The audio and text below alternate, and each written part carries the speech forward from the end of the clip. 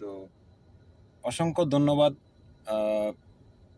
যথাযথ কর্তৃপক্ষকে, যেনাদের অক্লান্ত পরিশ্রমের মাধ্যমে, যেনাদের প্ল্যানিংয়ের মাধ্যমে আজকে প্রবাসীরা ইতিহাসে প্রথমবার বাংলাদেশি প্রবাসীরা প্রবাসে বসে থেকে তাদের সেই কাঙ্ক্ষিত ভোটটা তারা তাদের মনোনীত ব্যক্তিকে দিতে পারবেন বা পারতেছেন।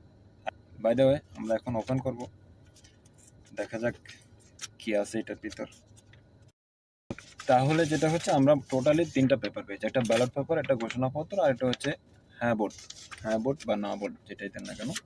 এই 3টা পেপার আমরা এখন এটা পূরণ করব, ভোট দিব, তারপর হচ্ছে গিয়ে আপনাদের সাথে কথা বলবো। তো অসংখ্য ধন্যবাদ যথাযথ কর্তৃপক্ষকে, যেনাদের অক্লান্ত পরিশ্রমের মাধ্যমে, যেনাদের প্ল্যানিংয়ের মাধ্যমে আজকে প্রবাসীরা ইতিহাসে প্রথমবার বাংলাদেশি প্রবাসীরা প্রবাসে বসে থেকে তাদের সেই কাঙ্ক্ষিত ভোটটা তারা তাদের মনোনীত ব্যক্তিকে দিতে পারবেন বা পারতেছেন।